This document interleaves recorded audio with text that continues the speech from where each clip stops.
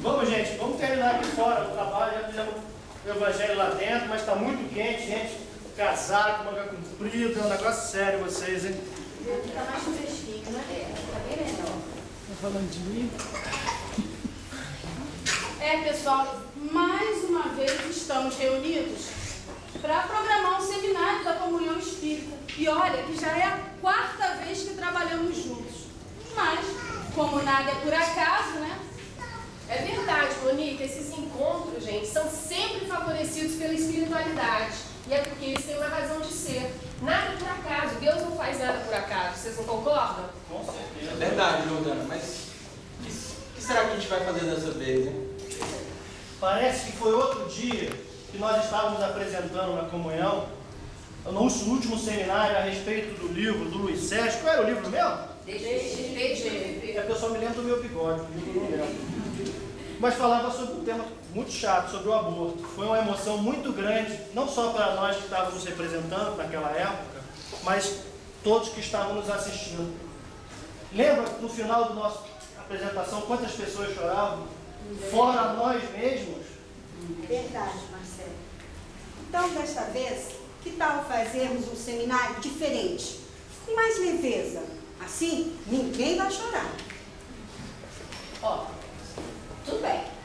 Eu só sei que com choro, sem choro, nós aprendemos muito nesse seminário. Essa preparação toda, o estudo das obras, discussões em grupo, a nossa convivência. Viramos uma família, né? Uma família. Às vezes surgem umas ideias assim, inexplicáveis e sempre oportunas. E situações também, às vezes, inexplicáveis. Mas é muito bom. Dificuldades? Tem dificuldades, sim. Mas a gente supera todas.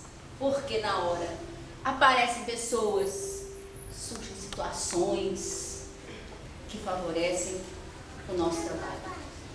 É fantástico. É muito aprendizado fazer seminário. É muita coisa. É verdade, vó. E tem gente que ainda acha que é desperdício de tempo, não é? Que nunca fez. Só participando pra gente entender o quanto a gente ganha. A gente aprende muito e a gente tem a oportunidade de divulgar o Espiritismo. É maravilhoso. Maravilhoso. Maravilhoso, né? Bacana. Monique, você que tem as suas ideias mirabolantes, desta vez nós vamos fazer o quê? Olha, o que a gente vai fazer eu ainda não sei. Mas de uma coisa eu tenho certeza. Teatro, nem pensar. Tá faltando gente. E olha, que dessa vez nós vamos embarcar na obra de Vitor Hugo. Quem? Vitor Hugo, Germano. Vitor Hugo, escritor francês. Pela psicografia de Zilda Gama, ele escreveu um livro maravilhoso chamado Na Sombra e na Luz. E é sobre este livro que nós vamos falar. Gente, mas olha só, Marcelo, alguém já leu o livro? Alguém já tá? Como é que tá aí a leitura? Porque, olha, eu sei que o Marcelo não conta porque ele sempre diz que está na metade e tal, mas na realidade ele não deve nem ter começado. Agora, ainda estou pior nessa história, porque nem conhecer o autor eu conheço. Como é que nós vamos fazer? Gente, olha só, eu fiz uma pesquisa sobre Vitor Hugo e eu posso apresentar para vocês. O que vocês acham? Filha de peixe, peixinho, não é? Então tá bom, vou apresentar. Vejam. Dieu peut être invisible, mais il est évident. Quem falou isso? Quem foi? Bom, quem falou eu não sei, mas essa frase é de Vitor Hugo e quer dizer: Deus pode ser invisível, mas é evidente. Vamos lá? Vitor Hugo, um dos maiores nomes da literatura francesa, nasceu em 1802 e desencarnou em 1885, aos 83 anos. Escreveu muitos livros de poesia, romances famosos, como Os Miseráveis e O Corcunda de Notre Dame, peças de teatro, prosa de não-ficção, ensaios e artigos políticos. Nasceu monarquista, católico e morreu republicano, acreditando nos espíritos. Por não aceitar o restabelecimento do império, foi perseguido e exilado por 19 anos. Sua mudança religiosa e política rumo a um pensamento liberal e social e em direção à compaixão pelos pobres e humildes é percebido em toda a sua obra. Conhecido por seu devotamento às causas sociais, buscou defender a paz universal, os direitos das crianças e das mulheres, a abolição da pena de morte e o progresso social. Victor Hugo foi um dos precursores do espiritismo na França. Em 1853, antes mesmo de Allan Kardec, pôde observar o fenômeno das mesas girantes, tendo recebido mensagem de sua filha desencarnada. Apesar de não querer se deixar influenciar por essas experiências, a comunicação com os mortos transformou sensivelmente sua vida e sua obra. Esse contato trouxe-lhe a certeza da existência dos espíritos, pois a partir dessa época passou a vivenciar fenômenos dentro de sua casa, ruídos, visões, premonições, como comprova as anotações de sua agenda, guardada na Biblioteca Nacional de Paris. Após uma vida conturbada e sofrida, Victor Hugo desencarnou em 22 de maio de 1885, em Paris. 2 milhões de pessoas seguiram seu enterro. Um povo inteiro estava de luto. Suas últimas vontades foram: deixe 50 mil francos aos pobres. Desejo ser levado ao cemitério no carro fúnebre deles. Recuso a oração de todas as igrejas. Peço uma prece a todas as almas. Eu creio em Deus. Carol, apesar de você estar estudando para o mestrado da UNB, eu tenho certeza que você fez um trabalho sobre a Zilda também. Conta pra gente. Gente, fiz o trabalho da Zilda também. Então, eu vou apresentar. Zilda Gama foi uma das mais celebradas médiuns do Brasil. Nasceu em 11 de março de 1878, em Três Ilhas, município de Juiz de Fora, Minas Gerais, e desencarnou em 10 de janeiro de 1969, no Rio de Janeiro. Nos seus quase 91 anos, tornou-se um modelo para todos que encaram a mediunidade como um sacerdócio, sendo anterior a Chico Xavier e a Ivone Pereira. Aos 24 anos, ficou órfão dos pais, tendo que assumir a direção da casa, cuidando de 5 irmãos menores e depois de outros 5 sobrinhos órfãos. Foi professora e diretora de escola, premiada por seus trabalhos como educadora, tendo sido também, em 1931, autora da tese sobre o voto feminino no Congresso. Ainda jovem, Zilda Gama começou a perceber a presença dos espíritos.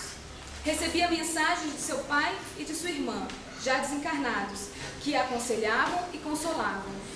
Em 1912, recebeu mensagem assinada por Allan Kardec. Após essa manifestação, o codificador propiciou-lhe outros ensinamentos, impressos no livro Diário dos Invisíveis, de autoria de vários espíritos.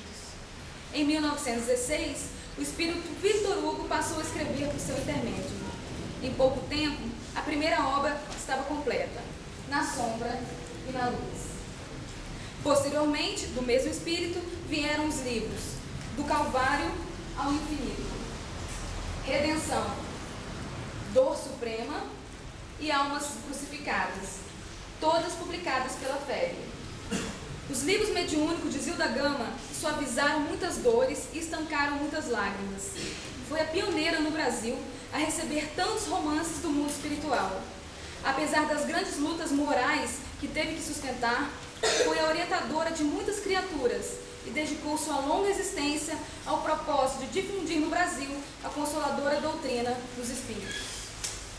Bem, Carol, eu tinha certeza que você tinha feito um trabalho maravilhoso. Tanto que você vai passar na prova aqui, vai ficar tranquilo. Já passou. Mas agora nós já conhecemos o Victor Hugo e a Zilda Gama. Mas nós estamos com um problema seríssimo. Nós não sabemos a história do livro. Mas alguém vai contar pra gente, não vai? Quem é? Ela já foi contadora de história na fase 1A, já foi uma velha rabugenta na 1B, mas se redimiu no final. Foi a magnífica doutora Kelly na fase 1C. Tá evoluindo. E vai contar. Ai, uma criança, bonequeira, né? Responsabilidade sua, eu conto, tá? Calma, tô até namorada, eu conto. Mas existe um problema aí, precisamos saber. Não vou contar tudo. né? Não vou contar tudo, não perde a graça. Eu vou contar só a primeira parte. Antes disso, precisamos nos ambientar. Quem não leu o livro não sabe nem a época, não sabe nada. Não ouvi quem foi. Nós estamos no meados do século XIX, na Europa. Início do romantismo, naquela Europa dos nossos sonhos. Linda, com outros costumes. A moda, por exemplo. As mulheres usavam os tecidos mais finos, porosos, pouca maquiagem. Usavam corpete para marcar a silhueta.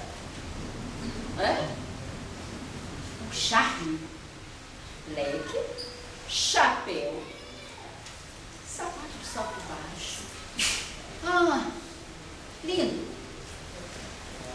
E os homens? Nós, muito elegantes, austeros, sofisticados, sempre de colete, paletó, sobretudo, Europa, né, gente, frio. E o charme?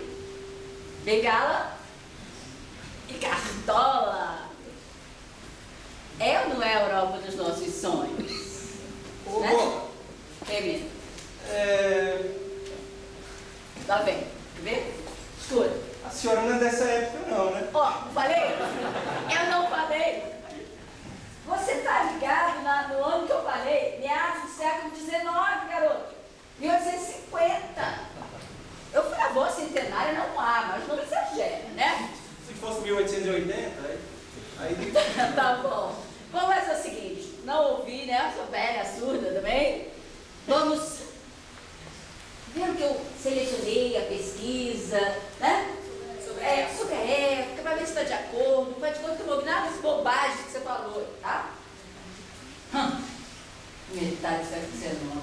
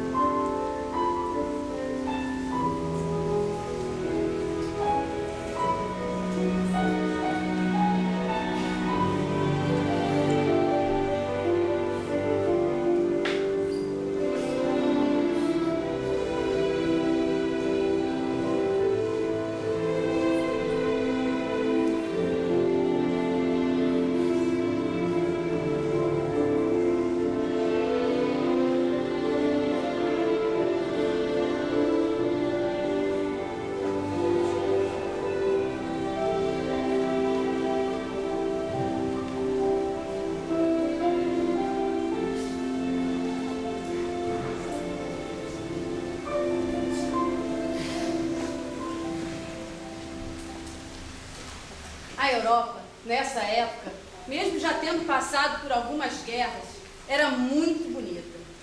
Havia muito luxo entre os nobres. E a música, tocada nos teatros, era de compositores clássicos como Mozart, Schubert, Beethoven, Chopin.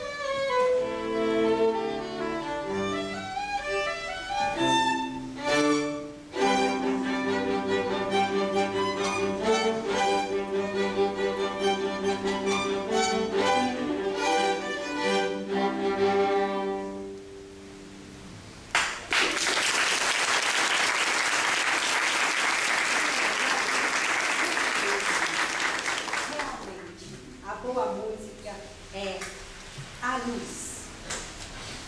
Ana, agora que a gente já está ambientado, a gente já viu como é que era que eles se vestiam na Europa naquela época, conta pra gente a primeira parte da história. Vamos lá, conta.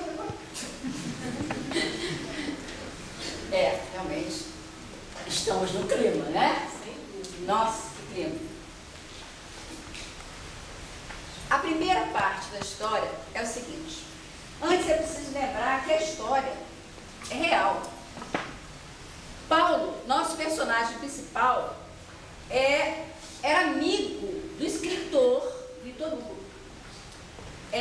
No tempo que ele estava exilado em Bruxelas, começo do exílio.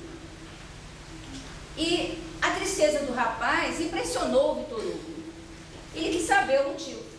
Então, o rapaz me conta parte da história, né? Porque o resto o Vitor Hugo vai saber de outras maneiras mais tarde. Em síntese, a primeira parte da história é a seguinte. Paulo era francês, filho de pai militar francês e mãe prussiana, casados contra a vontade da família, naturalmente, porque os dois povos eram inimigos. Vocês sabem, né? A Prússia, o reino da Prússia na época, faz parte hoje da Alemanha. Muito bem. Morreu o pai do Paulo. A mãe pegou o menininho, coitadinha, pequenininho, e voltou para casa da família na Prússia. Mas foi muito mal recebida. O menino, então, muito pior, era francês. E ele cresceu junto com 3 primos. Sofreu, coitado. Eles eram irmãos. O Carlos, que era o mais velho, um outro aí que eu não me lembro o nome, vocês vão ver depois, aí, quando vocês lerem o livro. O terceiro, ou melhor, a terceira, a caçulinha, Elizabeth, por quem ele se apaixonou desde o início. Precoce, não? 5 anos. Amor não tem idade, né, gente? Vocês sabem. Pois bem. O tempo passa, ele fica rapaz. Aí, um dia a mãe, pressentindo que ia morrer, e que o avô queria vê-lo no exército prussiano, pediu a ele que voltasse para a França, sua pátria. Apesar de não querer se separar do seu amor, ele atendeu ao pedido da mãe e foi morar com um tio em Paris. Separa-se então de Elizabeth, mas com o compromisso de voltar um dia para buscá-la. E ela faz então um juramento de fidelidade eterna. Mas o tempo passou, no entanto, o plano não se realizou. Aí, um dia, em Paris, Paulo foi desafiado para um duelo por Carlos, o primo mais velho, depois da morte da mãe e de Elizabeth. Ele considerava o Paulo responsável pela tragédia. Uau, vó! Mas essa ia ficar bacana no teatro, sério. Um duelo, tipo capa-espada. Uau, Fernanda! Podia ser você, né? Para! Todos dois. Só tem tamanho, você também. Não, brincadeira, né? Não tem graça, né? Porque o duelo de graça não teve nada. Concorda? Quem leu? Não teve graça o duelo. Por quê? Porque o Paulo se deixou matar pelo Carlos quando ele soube que Elizabeth havia se suicidado na noite de núpcias para manter o seu juramento de fidelidade. O Carlos, com contou também que sua mãe e seu avô morreram de tristeza, de desgosto. E para finalizar, o próprio Carlos se matou depois de ter matado o Paulo, de remorso. Parece dramalhão de novela, não é não? Parece, mas não é. Não é não. Nós cansamos de escutar essas histórias hoje em dia, né? Sai diariamente no jornal, na televisão, histórias sobre ódio, vingança, preconceito, suicídio. Terrível, não é? Nossa, exato. Vocês repararam? Ninguém procurou Deus na hora da angústia. Não buscaram fortalecimento na prece. Se deixaram levar pelo desespero. É verdade, Vânia. Gente, suicídio é uma coisa muito séria, porque interrompe a oportunidade de redenção dada por Deus. Mesmo o suicídio involuntário, aquelas como morrer de amor, morrer de tristeza, não fazer a dieta contra o colesterol alto prescrita pelo médico, lembra, Zé? Sobrar pra mim, né? Outra coisa, eles pensaram só no lado material, agindo de forma egoísta e individualista. Pátria e família são universais. É mesmo, Carol, pelo menos isso deveria ser dessa forma, né? E no caso deles, eles deveriam ter deixado as vidas se seguirem, no entanto, elas foram interrompidas antes da hora, porque eles não souberam entender e aceitar os desígnios de Deus. Aliás, Ana, eu acho que eles nem lembraram dele, não é isso? Não. Gente, isso é muito para se pensar, não é? Bom, na próxima semana, vamos nos reunir neste mesmo horário. O que vocês acham? Ok, bacana. Ótimo, Tá. tá bom. Mas vamos também pedir aos mentores que nos ajudem a levar corretamente a mensagem, que oriente a todos, a nós e ao público que nos assistiu. Não é? Uma boa ideia. Ah, mas agora, amiga, tem aquele lanchinho e aquele bolo gostoso. Para. Ó, para a semana que vem, pesquisa. Anota aí, pesquisa. Já vamos anotar. Você não serve, Carol, você já fez. Imagens, música, continuem trazendo o laptop, leiam o livro e o principal, tragam o lanche e eu não vou ficar sustentando vocês no seminário de hoje. Congela. Depois de uma bobagem, uma coisa séria, né? Leiam o livro, vocês que não leram, prestem atenção no que levou Paulo depois a alcançar a sua reforma íntima total, a sua maturidade espiritual. É muito bonito. Vamos lá, lanchinho e Já tem que cobrar adoçante dos outros, né?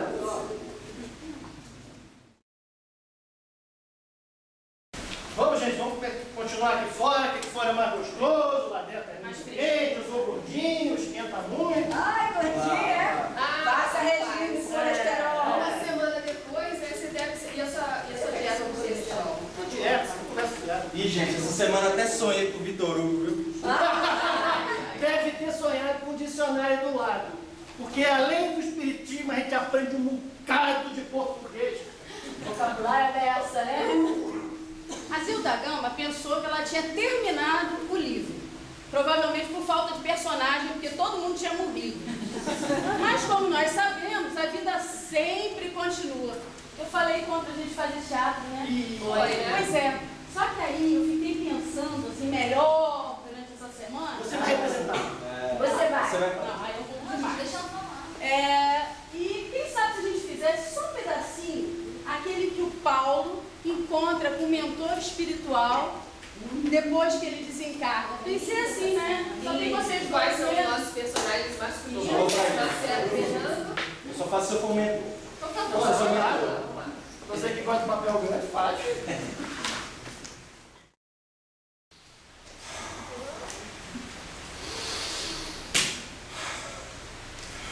Onde estou? Que deserto é esse? Elizabeth! Onde está Elizabeth?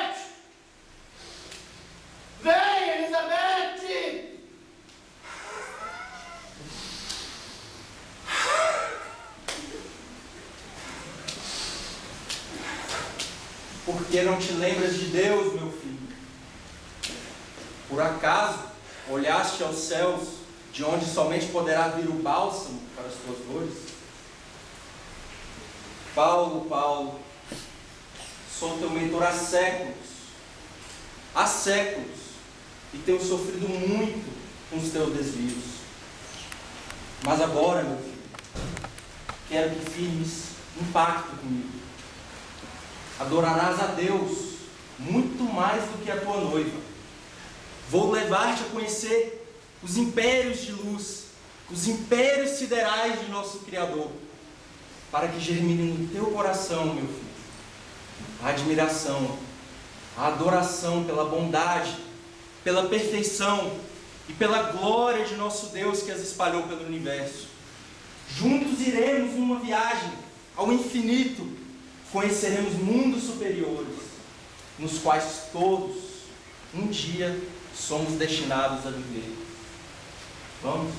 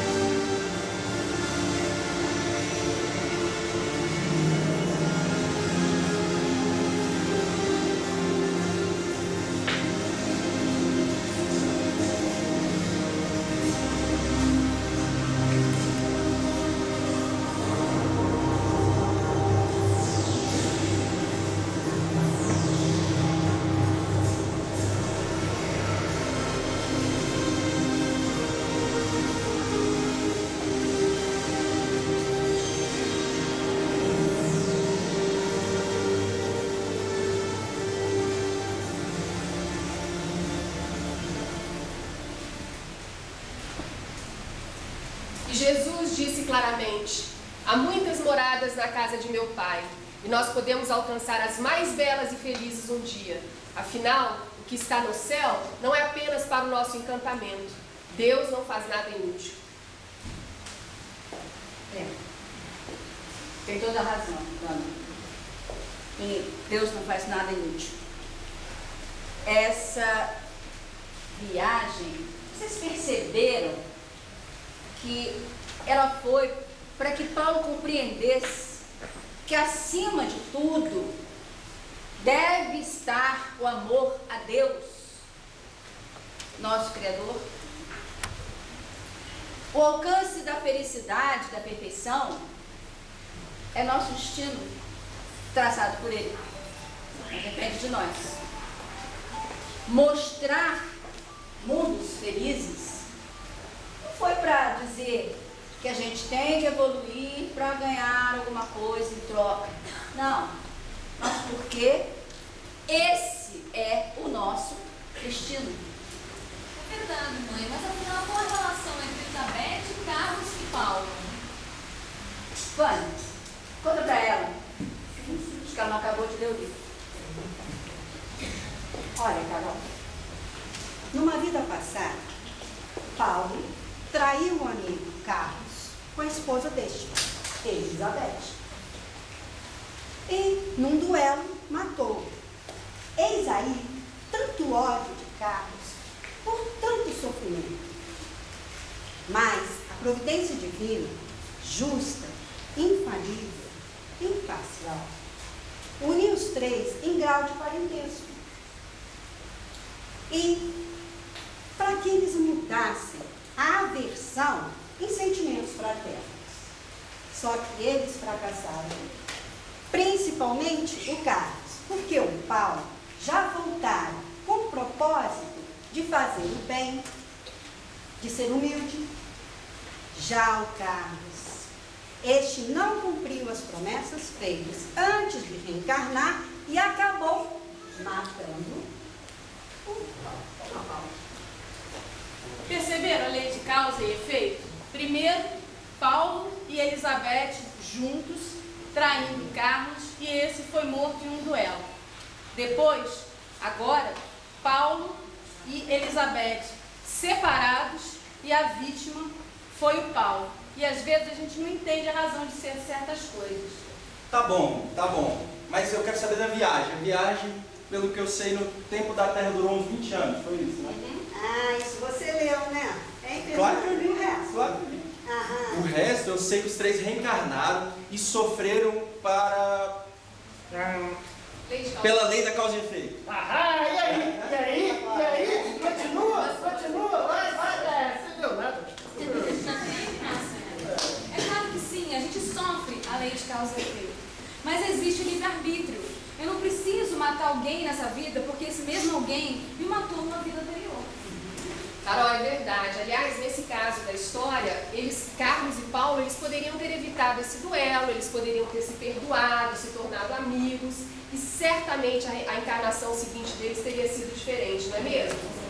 É verdade, pessoal, nós temos que aceitar que a lei da causa e efeito, ela é justa e ela serve para que nós reparemos erros cometidos no passado, através da dor e do amor. A dor é necessária, sim, mas nada é maior do que o amor. Nossa, Marcelo, sabe que eu ainda não tinha pensado direito sobre isso? Mesmo a gente precisando vivenciar de alguma forma o sofrimento, a dor que causamos aos outros, Deus sempre nos permite que encontremos o caminho da redenção, pelo amor, pelo perdão, pela caridade e pela resignação. Não é isso? Perfeito. Agora eu estou pensando aqui, como é que vai ser o final do seminário? E eu? Vou ser outra vez a avó contadora de histórias? Ou vocês vão encenar aqui a reencarnação seguinte? Eu acho que você está ficando realmente meio gagazinha. Eu acho que você já esqueceu do Afonso. Como? Nosso dirigente lá da UNA. Faz muito tempo, faz muito O tempo. Afonso falava, Ana, não pode contar o final da história, senão ninguém vai ler o livro. Olha, Gente, eu tive uma ideia. Por que a gente não termina a peça passando slide, mostrando pessoas que superaram seus sofrimentos, suas limitações físicas, que aceitaram, sem reclamar, as providências divinas? Não é, afinal, isso que devemos aprender? Gagazinha, né? só um pouquinho. Eu Está já... defendendo o marido. Ah, tá. Mas eu já sei como é que a gente pode terminar o nosso seminário. No dia do seminário, nós vamos falar para o público que os 3, Paulo, Carlos, Elizabeth, se redimiram. Vamos falar como? Não está na história? Não, ainda não. Nós vamos apenas contar o seguinte. Eles se redimiram. Primeiro, pela dor física, moral, material, que vivenciaram, sem lamentar. Segundo, pelo amor, o amor imenso que uniu os 3. E terceiro, pela fé em Deus, que os fortaleceu, que os amparou o tempo todo. No mais, o público imaginará o que quiser. Como será que foi? Não vai acertar. Só lendo o livro. Mas vale a pena. É isso aí, vó. Vale a pena mesmo ler o livro. Eu li tudinho, hein? É mesmo? Olha, Leia o livro, gente. Leia o livro, que eu também li. E agora, gente, olha só, hein? Procurando um pouco assim sobre o que eles viveram e tal, eu fiz uma pesquisa e eu acho que vai servir muito pra gente poder montar esse seminário. Vamos dar uma olhada? Ótimo. Vamos lá.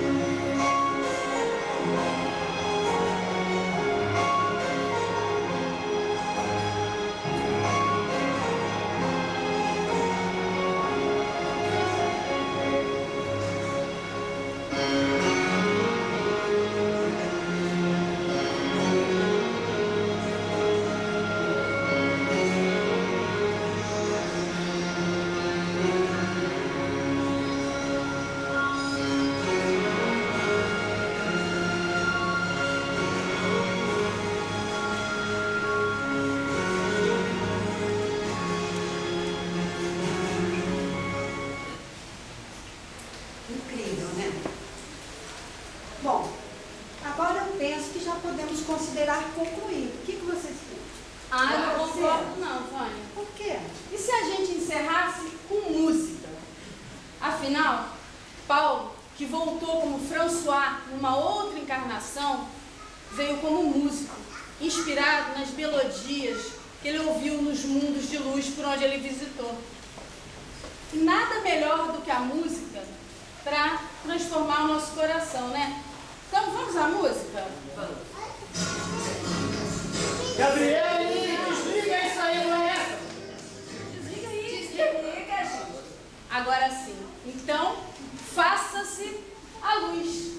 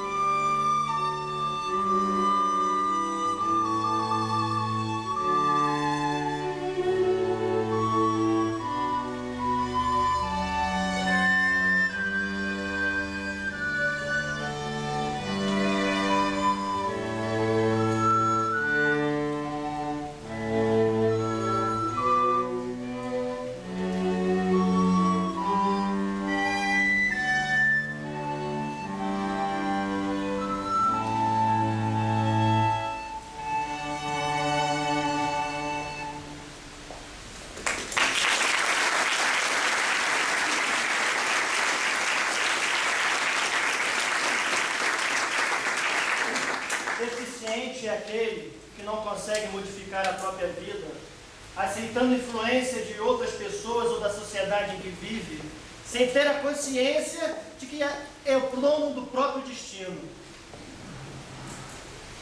Louco é aquele que não procura ser feliz com o que possui.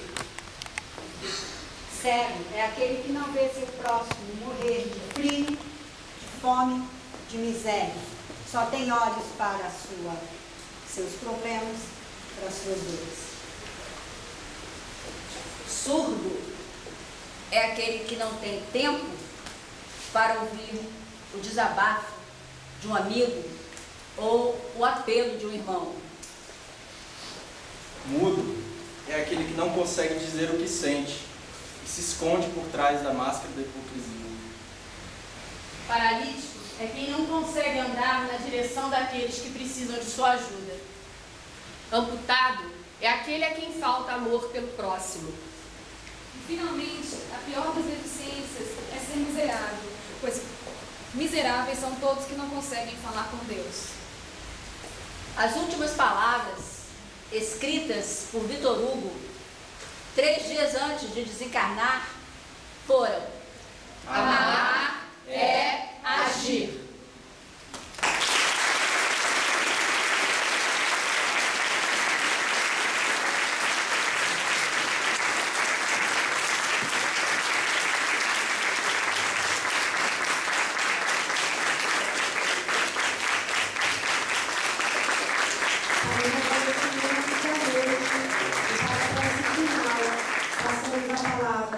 A chefe da Diretoria de Estudos Doutrinários, senhora Germana Cássio.